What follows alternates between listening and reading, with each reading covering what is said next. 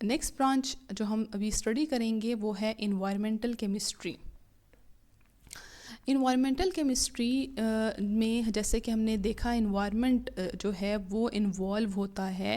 تو ہمارے انوائرمنٹ میں ہمیں پتہ ہے ڈفرینٹ ایئر ہے, ایئر میں ڈفرینٹ گیسز ہیں, year is a mixture of gases. تو لیکن کیا ہے کہ ہماری کچھ ہیومن ایکٹیویٹیز کی وجہ سے, جیسے ڈیفورسٹیشن کی وجہ سے یا وہیکلز سے جو اسموک ریلیز ہوتی ہے اس وجہ سے کیا ہوتا ہے, کچھ ٹاکسک سبسٹانسز جو ہیں وہ ایئر کو پولیوٹ کر دیتے ہیں. جو کیا وہیکل سے نکلتے, وہیکل سے جو اسموک نکلتی ہے یا جو ڈیفورسٹیشن کی وجہ سے کاربن ڈائی آکسائڈ کی اماؤنٹ انکریز ہو رہی ہے, تو یہ سب کیا کر رہے ہیں, یہ ہمارے انوائرمنٹ کو پولیوٹ کر رہے ہیں.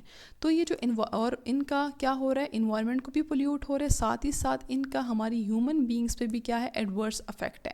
تو کس طرح یہ پولیوٹنٹس انوائرمنٹ میں کو پولیوٹ کر رہے ہیں اور ان کا ہم پہ کیا افیکٹ ہے, کون سا ایڈورس افیکٹ ہے, یہ سب ہم اسٹڈی کرتے ہیں انوائرمنٹل کیمسٹری میں. نیکسٹ برانچ ہے انڈسٹریل کیمسٹری.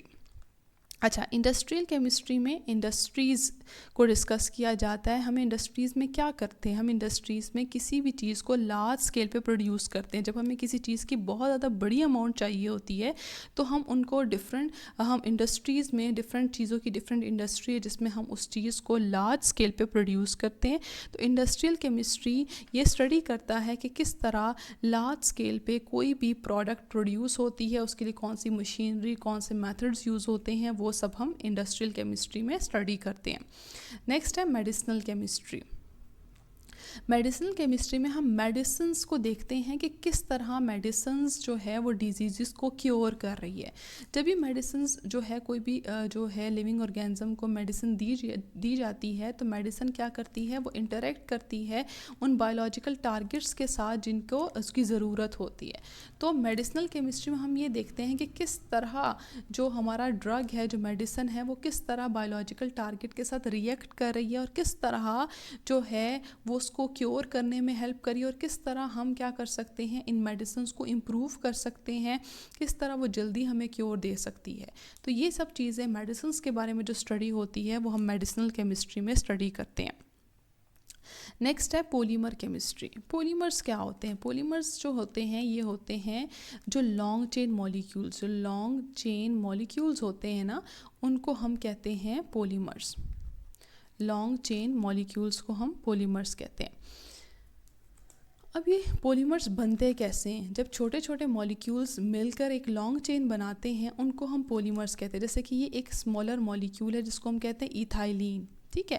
تو جب یہ ایتھائلین جو ہے, یہ بہت سارے ایتھائلین جوائن کرتے ہیں نا, تو یہ ایک لانگ چین بنا دیتے ہیں. اس لانگ چین مالیکیول کو ہم کہتے ہیں پولی ایتھائلین. اسی طرح جب ڈفرینٹ بہت سارے جو ہے مونومرز, اب یہ ایک ایگزامپل ہم نے لے لی ہے, دیکھیں ان دونوں نے جوائن کیا تو اس طرح کیا ہوا, ان سے ایک چین بن گئی ہے. اب جس طرح اگر اس طرح کی جو ہے n number of in limited number of اگر یہ جوائن کریں گے تو اس طرح ایک جو ہے لانگسٹ چین بنتی جائے گی, اور اس چین میں کیا ہوگا, یہ والا جو مالیکیول ہے یہ ریپیٹ ہوتا جائے گا اس n. فار ایگزامپل اگر ہم نے n نمبر آف یہ والے مالیکیولس لیے تو یہ کتنے ہوں گے, یہ بھی n ہوں گے. تو اس طرح ہمارے پاس ڈفرینٹ مونومرز ہوتے ہیں, اور جب وہ مونومرز اس طرح جوائن کرتے ہیں تو ایک لانگ چین بناتے ہیں جس کو ہم پولیمر کہتے ہیں. ہم نے جو ایگزامپل لی ہے وہ ہے پولی ایتھائلین کے. تو یہ پولی ایتھائلین ہے جس میں ایتھائلین نے جوائن کر کے ایک لانگ چین بنائی ہے. تو یہ ہم کہاں یوز کرتے ہیں, ان کی کیا امپورٹنس ہے پولیمرز کی, یہ کس طرح پروڈیوس ہوتے ہیں. ایک ایگزامپل ہے ہمارے پاس جس طرح یہ پولی ایتھائلین کپس ہیں, اب یہ بھی ایک پولیمر ہے, کس طرح پروڈیوس ہوا, اس کی کیا یوزیج ہے, کس طرح یہ فارم ہوا, اس کی کیا امپورٹنس ہے. جس طرح یہ دوسرا ہمارے پاس آگے ٹیفلون جو ہے کوٹڈ کوک ویئر جس کو ہم جو ہے نان اسٹک پینس بھی کہتے ہیں, تو اس میں جو ٹیفلون ہوتا ہے یہ بھی پولیمر ہوتا ہے. دیکھیں اس کی کتنا امپورٹنٹ اس کا یوز ہے. تو ہم پولیمر کیمسٹری میں اسی کو اسٹڈی کرتے ہیں کہ کس طرح ہم پولیمرز کو اپنے بینیفٹ کے لیے یوز کر سکتے ہیں اور کس طرح پولیمرز کی فارمیشن ہو سکتی ہے. نیکسٹ ہے جیو کیمسٹری. جیو کیمسٹری جو ہے اس میں ہم اسٹڈی کرتے ہیں زمین کے اندر جتنی بھی چیزیں ہوتی ہیں ان کی کتنی اماؤنٹ ہے, وہ کس طرح ارتھ میں ڈسٹریبیوٹ ہوئے ہیں, ان سب کو ارتھ کرسٹ میں کس طرح جو ہے چیزیں ڈسٹریبیوٹ ہوئی ہیں, ان سب کو ہم جیو کیمسٹری میں اسٹڈی کرتے ہیں. اب جیسے کہ ہم نے پتہ ہے کہ سے ڈفرینٹ جگہ پہ راکس ہو گئی, منرلز ہو گئے, سوائل ہو گیا, واٹر, یہ سب جو ہے ہمارے ارتھ کرسٹ میں ڈسٹریبیوٹ ہوئے ہیں. ایسا نہیں ہے کہ ہر جگہ پہ ان کی ایکول اماؤنٹ ہے, کسی جگہ پہ پانی زیادہ تو کسی جگہ پہ سوائل, کسی جگہ پہ منرل, تو ہر جگہ پہ ان کی ڈسٹریبیوشن ڈفرینٹ ہے, ہر جگہ پہ ان کی کنسنٹریشن ڈفرینٹ ہے. تو یہ فائنڈ کرنا کہ ان کی اماؤنٹ کس جگہ پہ کتنی ہے, ڈسٹریبیوشن کس طرح ہوئی ہے, ٹرانسفارمیشن کس طرح یہ چیز ایک چیز سے دوسری چیز میں کیسے ٹرانسفارم ہوئے ہیں, زمین کے اندر جتنی بھی چیزیں ہیں ان سب کو ہم جیو کیمسٹری میں اسٹڈی کرتے ہیں. نیکسٹ ہے نیوکلیئر کیمسٹری. نیوکلیئر کیمسٹری میں ہم اسٹڈی کرتے ہیں نیوکلیس کو. کون سے نیوکلیس کو؟ ایٹ کیمسٹری میں ایک ہی نیوکلیس ہے ایٹم کے اندر, وہ والا نیوکلیس جس کے اندر پروٹونز ہوتے ہیں, اس کو ہم اس نیوکلیس کی بات کی جا رہی ہے. جب نیوکلیس کے اندر کوئی چینجز آتی ہیں, جب ہم نیوکلیس سے کوئی ریڈیو ایکٹیو ویوز پاس کرتے ہیں یا کچھ اس نیوکلیس کے اندر کوئی ریئیکشن ہوتا ہے, اس کے رزلٹ میں جب کوئی چینج آتا ہے ایٹم کے نیوکلیائی میں, تو ہم اس ایٹم کے نیوکلیائی کے چینج کو ہم نیوکلیئر کیمسٹری میں اسٹڈی کرتے ہیں.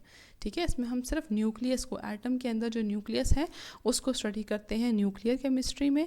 لاسٹ ہے ایسٹرو کیمسٹری. اچھا, ایسٹرو کیمسٹری میں ہم جو ہے جتنے بھی ایسٹرونومیکل انوائرمنٹ میں جتنے بھی ریئیکشن ہو رہے ہیں, اب اس میں ہمارے پاس کیا آ گیا, جیسے کہ سٹارز ہو گئے ہیں, کامٹس ہو گئے ہیں, انٹرسٹیلر اسپیسز, ان کے درمیان جو اسپیسز ہیں, ان اسپیسز کو, ان کے سٹارز کے اندر, کامٹس کے اندر جتنے بھی ریئیکشنز ہو رہے ہیں, جتنے بھی جو ہے نیوکلیئر فیوژن یا فیوژن ریئیکشنز ہو رہے ہیں, ان سب پروسیسز کو ہم ایسٹرو کیمسٹری کرتے ہیں. ٹھیک ہے, آج کے لیے اتنا ہی. اگر آپ کو اس ڈاکومنٹ کا PDF چاہیے تو آپ نیچے لنک سے ڈاؤن لوڈ کر سکتے ہیں.